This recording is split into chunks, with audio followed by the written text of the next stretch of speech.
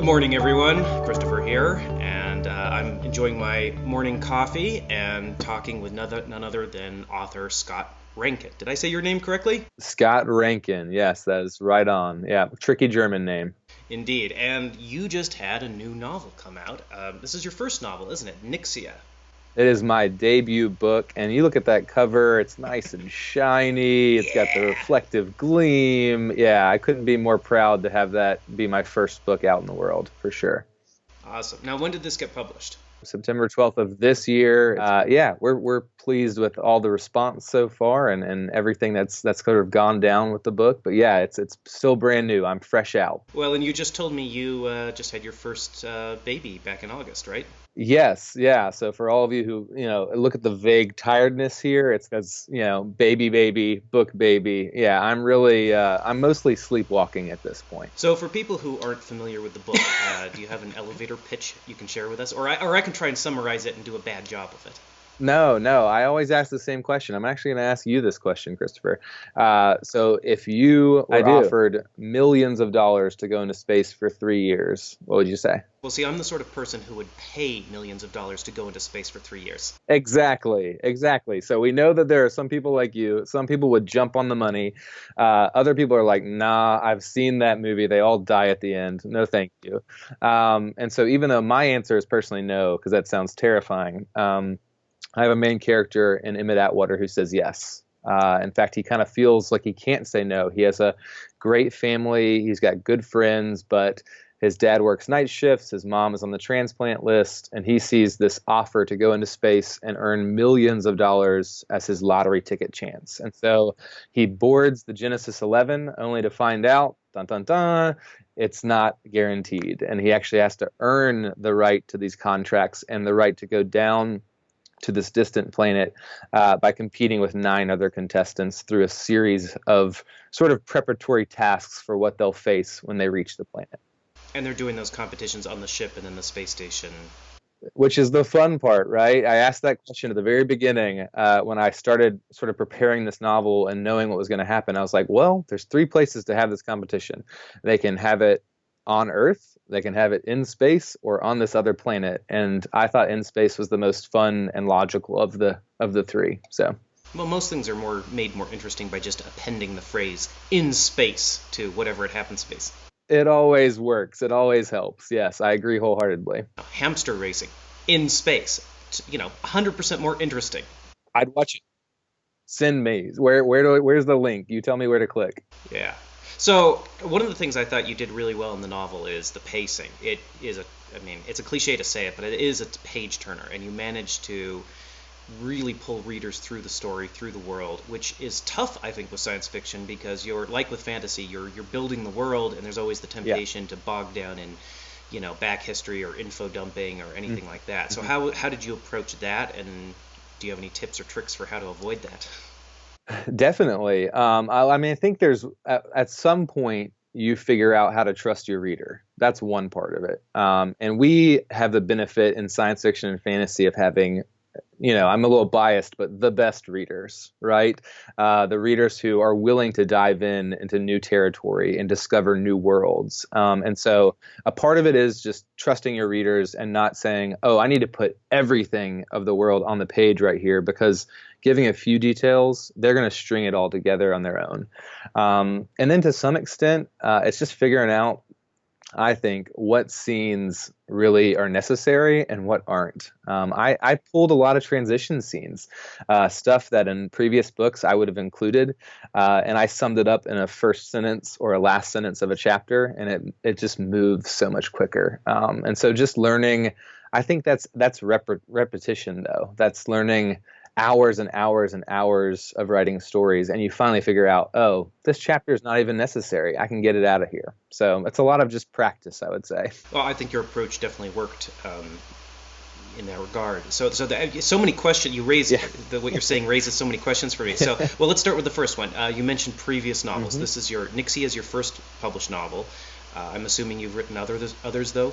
Oh, there are dusty tomes on, corner shelves that will never be named. No. So I always talk people through this because I think for the aspiring author, there's this tendency to feel like this is my one chance. And Mm-hmm. the glorious thing about writing is there's lots of chances over a long time. So I wrote 2 books, and I submitted each of those books to 50 different agents.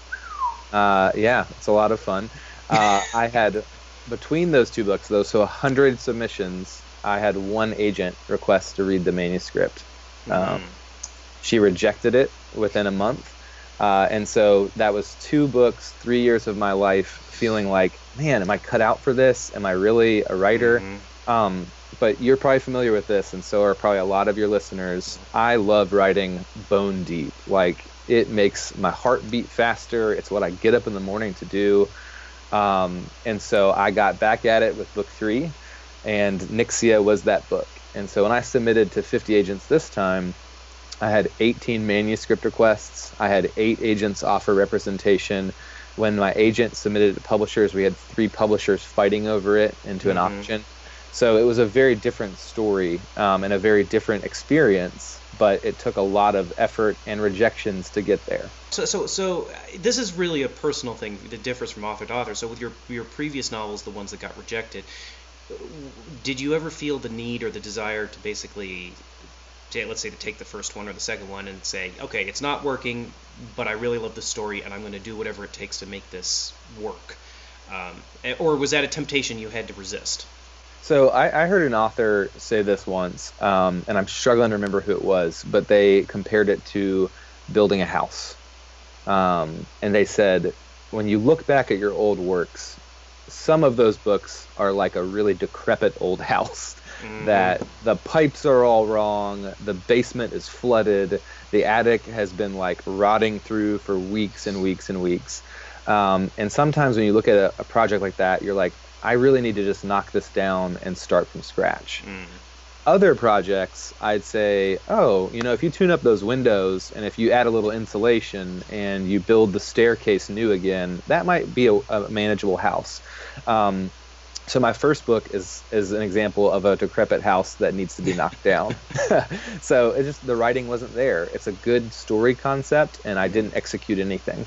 The second one, I'm not really supposed to. I think by the time this airs, this is going to be public. But the second one, I revised enough times that we just sold it as a middle grade project to the same editor. So it's with Random House again.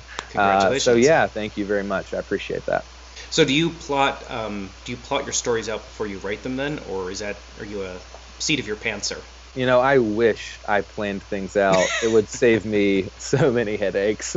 And I know people like that. I have a guy in my writing group. He's about to be published next year, and he has a 9-book series, and he knows exactly what's going to happen in every single book. In fact, his book 2 planning, so like just the document with all the plans for book 2, Mm-hmm. is 65,000 words long. Are you sure you're not friends with Brandon Sanderson? It's not Brandon Sanderson, although it sounds the same, Yeah. doesn't it? Like my novel was 95,000 words long, so that just stresses me out. But that works for him.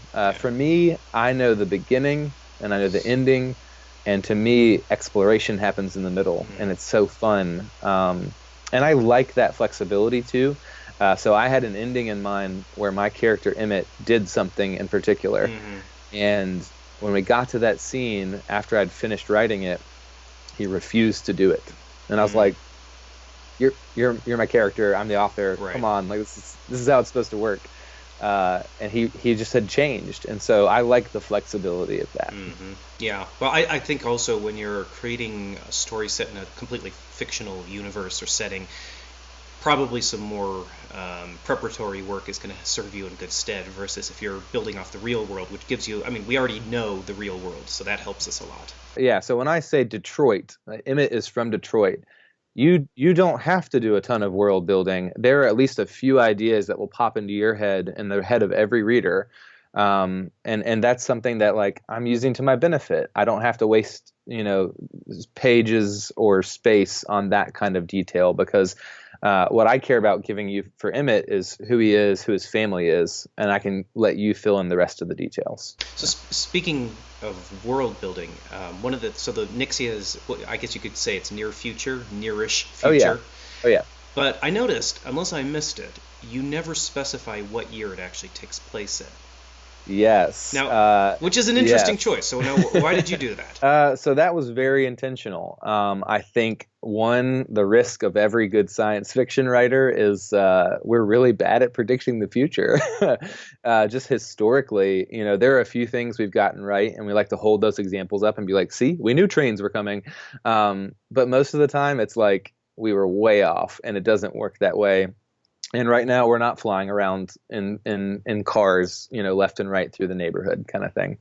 And so, some of that was just not wanting to date myself. And, this book gets opened up 20 years from now. It's like, wow, he was way off.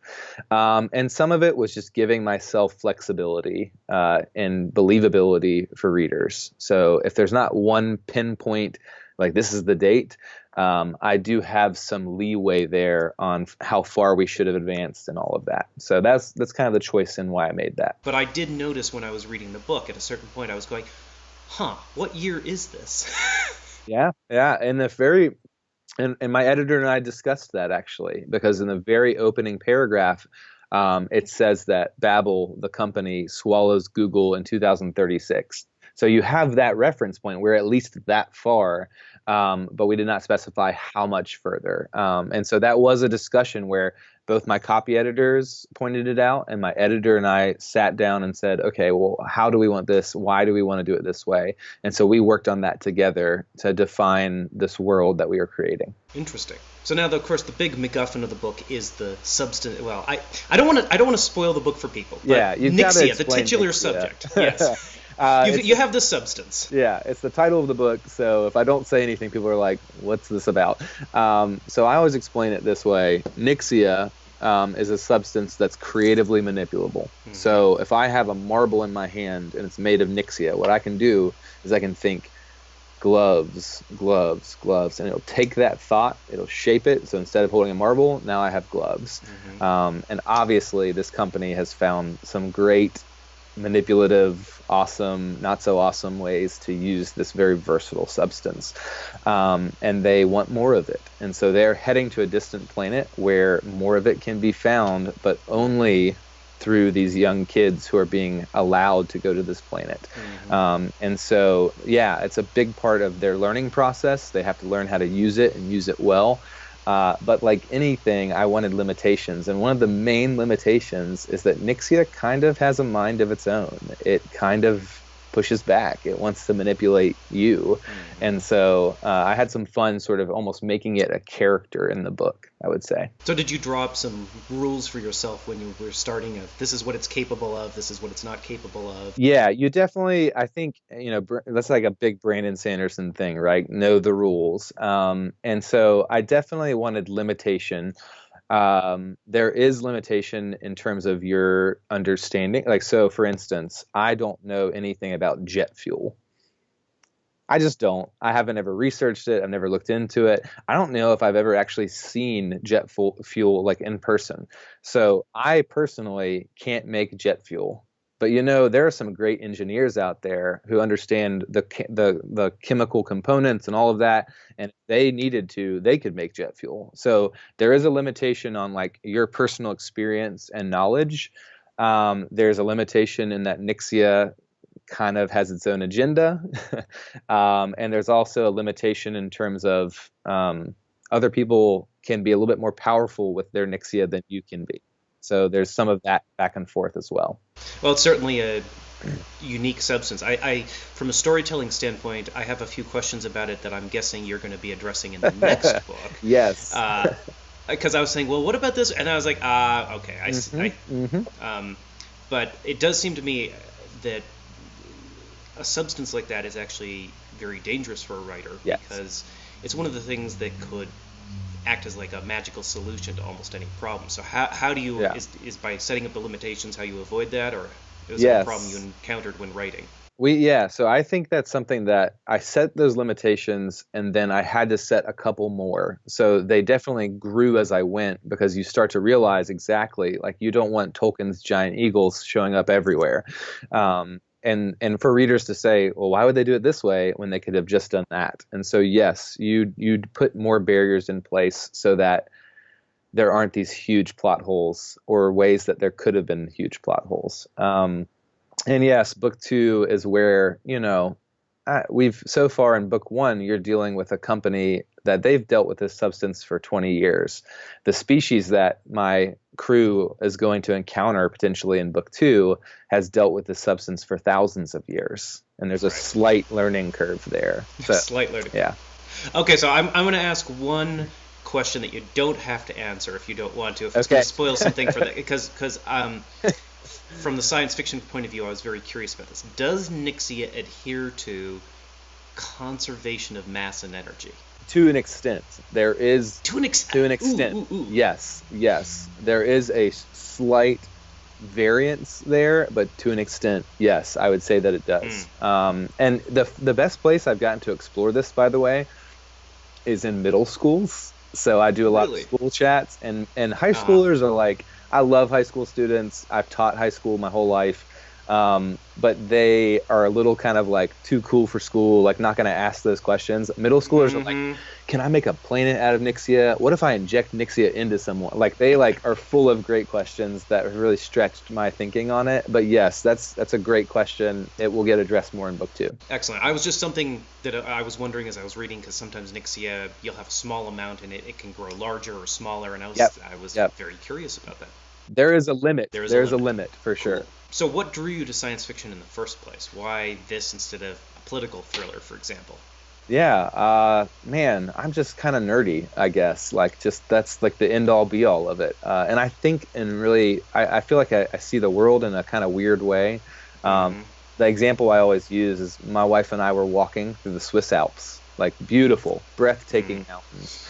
And we had been quiet for a while, and she said, "Hey, what are you thinking about?" And I said, well, I was thinking about if an army was chasing us, how would we escape these mountains? And she was like, what is wrong with you? I was like, well, what are you thinking about? She's like, the flowers are pretty. And so, I don't know. I always like our world with a twist. And I think it's just so fun to write bigger, larger than life things and people fighting wars over empires. And that does happen in our world, but man, is it fun to throw people on a spaceship or bring a dragon into the scene. It's just so much fun to do. So I just can't resist it, I guess. Yeah. So were there any specific authors who were an inspiration for you when you were starting out on this? Yeah, so I'll throw George R.R. Martin into the scene here. He's someone who I'd say made me into a writer. Reading his first book, I just realized what a difference craft is just there. I can credit you as well for. I seriously, I read your books. I remember those being incredibly formative. There are a lot of authors who I'd say, man, they just sort of swept me away to a new world. I remember your first scene, and how I just was hooked from that first scene got me through several books. And obviously you gave me more reasons to keep coming back, but that first scene was going to get me to the end of your book no matter what happened.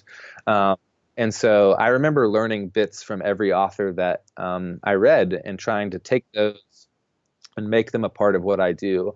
I think stylistically, the probably biggest influence on Nyxia in particular is Pierce Brown's Red Rising. That'd be the big one. So what is your actual writing process like from a technical standpoint? How do you write? Do you do pen and paper? Do you open up a vein? How does this work for you? Yes, the vein opens at 9 a.m.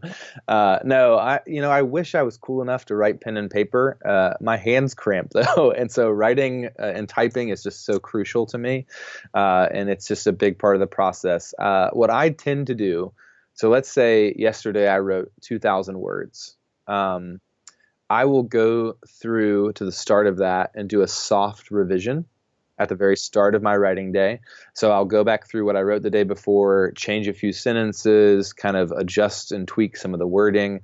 And the reason I do that is I want to get back into the voice of my character and back into the rhythm of the story. And so by the time I finished those 2,000 words of edits, it might have been 30 minutes, it might have been an hour, it might have been 10 minutes, but I have gathered a rhythm and I can step into the new writing and kind of have the voice and rhythm down pat. And so I jump into whatever's next and I try and sort of take that same rhythm with me. That said, there are times where you hit a wall and a scene isn't coming to you, and I jump ahead to whatever scene I feel like is calling to me the most at any given moment too. So you're actually able to write out of sequence then? A little. Not. I definitely feel like if it's just like, wow, I know that this encounter is going to happen, and that encounter is exciting me so much that I can't do the 3 transition scenes. I'm going to go to that encounter. I'm going to have fun with it. And then I'm going to say, okay, now I need to get my characters here. So let's see how we do it, kind of thing. So a little bit, not too much. Interesting. And do you, this is a ridiculously technical question, but but I think especially aspiring writers are always curious about this stuff. So do you write in MS Word? Do you write in Scrivener? Do you write in Pages? I don't know what else is out there.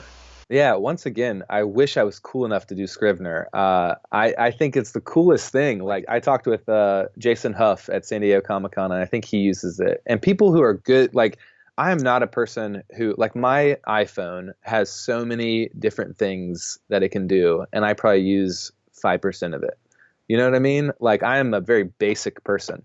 And so for me, I need a Microsoft Word document, and I need Garamond font. And that is the perfect recipe for me. Garamond, now you're an outlier because most people have trouble reading that on screen versus, let's say, Times New Roman. Yeah, it's not great for italics, but man, it's just a pretty font. And I think in my head, and I stole that font from another writer in my writing group, but in my head, when I'm sitting down, I want to remove every distraction. I really do. I need it to be as bare bones as possible because the writing process it's hard. Like, it's incredibly difficult. And so if you have 10 other things you're thinking about, it's just going to be that much harder to get into your character and into your story. So I want bare bones, nothing. Let me write. And how do you maintain the motivation day to day? Because as you said, the passion ebbs and flows. And some scenes are harder than others. So how do you keep the discipline and the motivation? Money. No, I'm just kidding.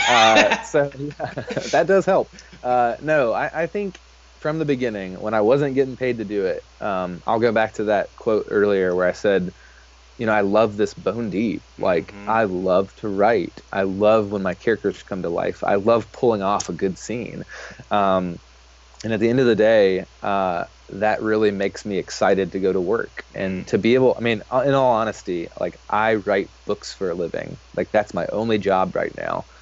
And that is the coolest thing I've ever said. Like, how many people get to say it? Not many.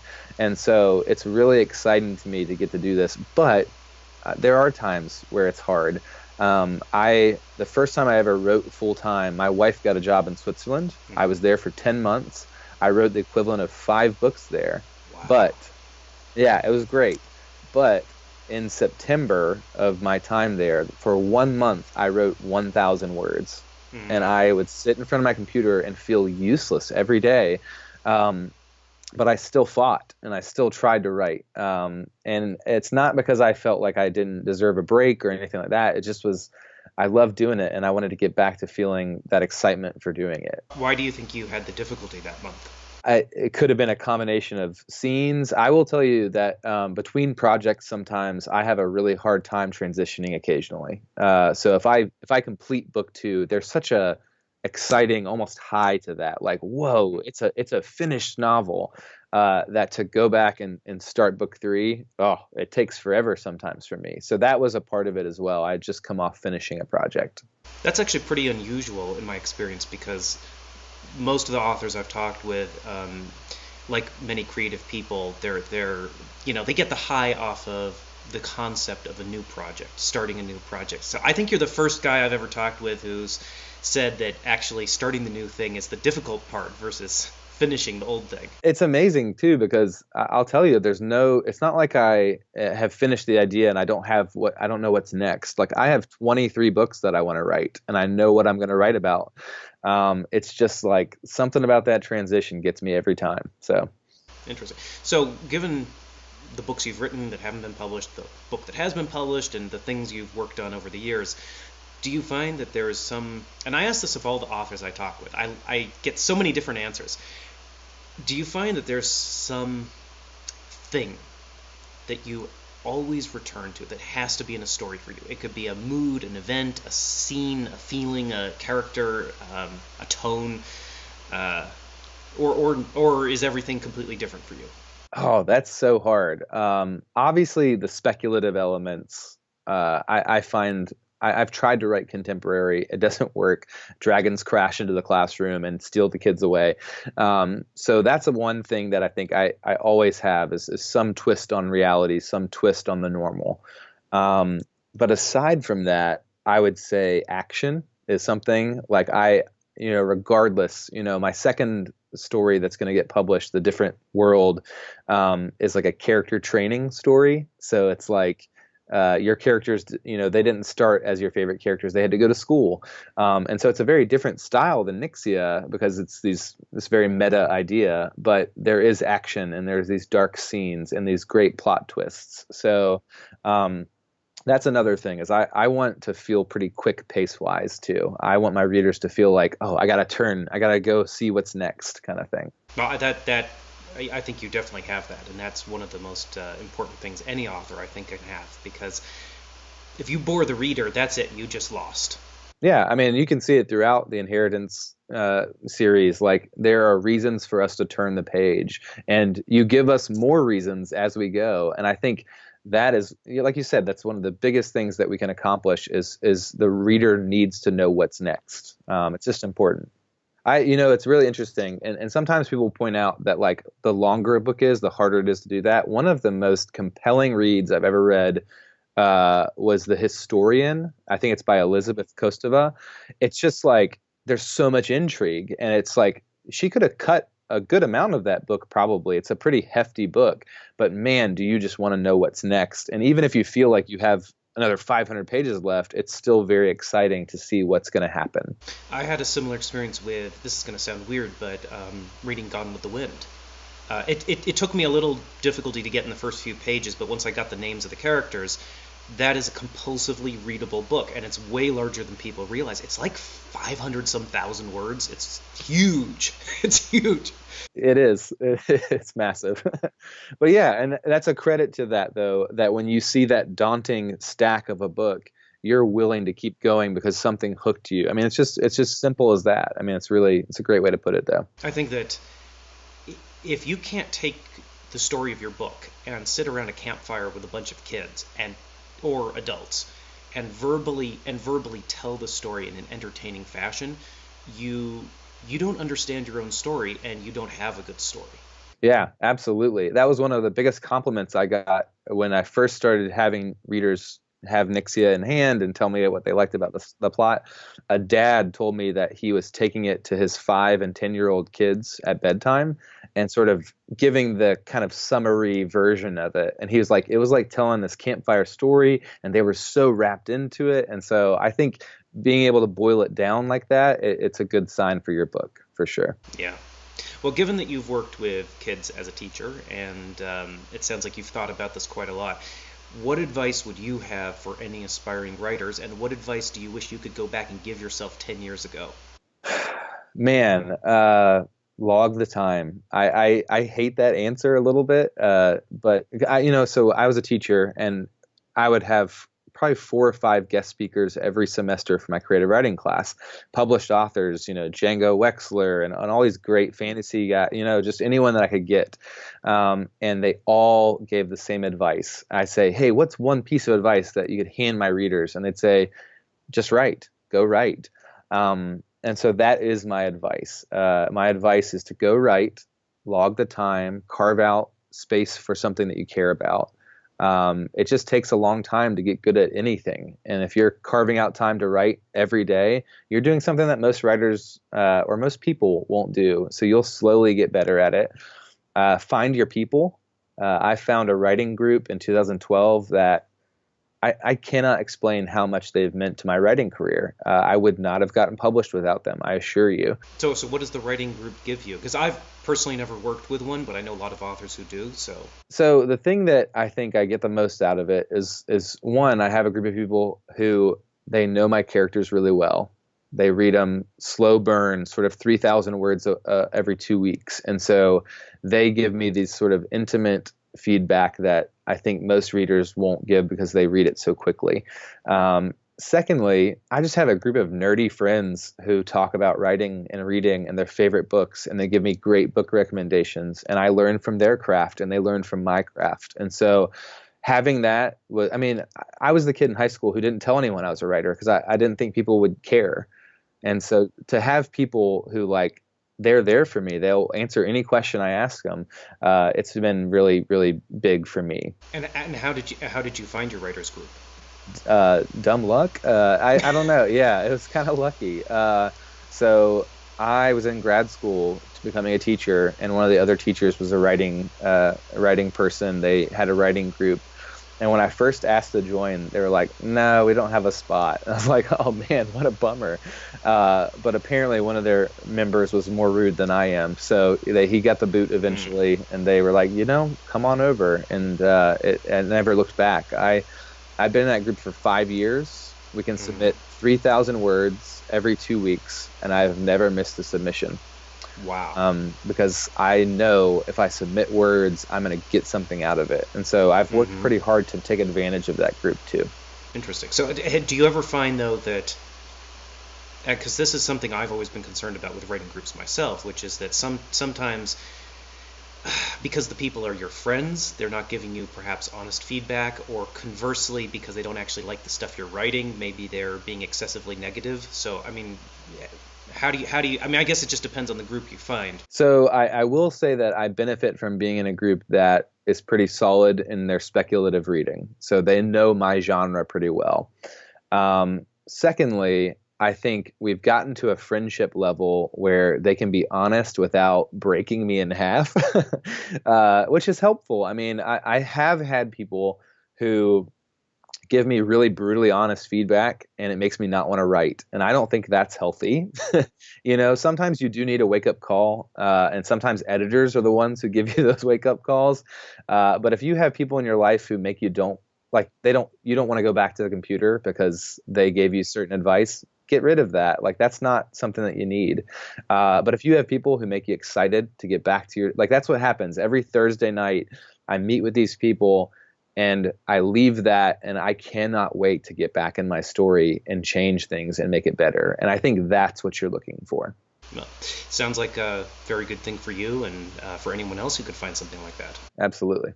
By the way, I have one other question specific to the story of Nyxia, and I'm not going to spoil it for anyone who hasn't read the book. But about halfway through the book, 2/3 of the way through the book, you kill a character. Yes.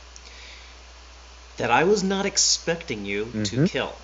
And as a reader, I'm still arguing with you in my mind about whether or not I like the fact that you kill the character. But it caught me by surprise, and most books don't catch me by surprise these days. And I'm still thinking about it. So I was curious about why you killed this character without spoiling it, and sort of your reasons behind that, and how you approach it. Because sometimes writers have difficulty killing characters or doing difficult things. Yeah, so I would say that I subscribe to the Robin Hobb method. Oh, yes. Yeah. So Robin Hobb, she's wonderful. If I could brag on anything that happened at San Diego Comic-Con, I got to sit down and have drinks with Robin Hobb for 3 hours, and it was like her books are a huge influence on me. And actually, just a bit of self-promotion here. I actually have an interview with her on my website that people can check out if they're interested, where she talks about throwing giant rocks at her characters. Go listen to it. Robin Hobb is brilliant. She's a brilliant, brilliant fantasy author.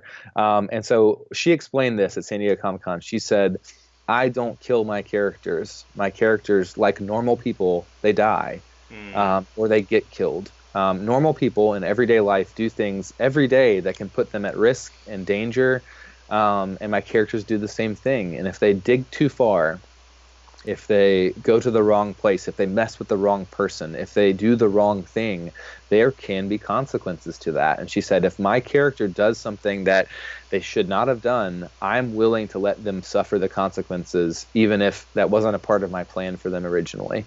And so, yeah, there are moments in my book where I'm going to let my character's fate fall into their own hands almost. I will say, so at that same panel that Robin shared that information, Pierce Brown said that in his first book, he killed a character that everyone loves. And he said that he decided to kill that character by picking their name out of a hat. Wow. Which, yeah, and he was like, hey, I am not a plotter. That was the one character that I had these huge plans for. And I was like, no, I'm putting it back in. And he said because it hurt, he knew it was right. And I felt the same way. Like I didn't want what happened to happen. But I think it made sense, and I think it definitely stirred the rest of the plot forward too. So, I've got a lot of fans that are mad at me. Let's just say that. Well, that's the art of storytelling, is making people equally falling in love with your work and equally mad at the same time, and balancing the two. Yeah, if they weren't mad, then I didn't do my job, really.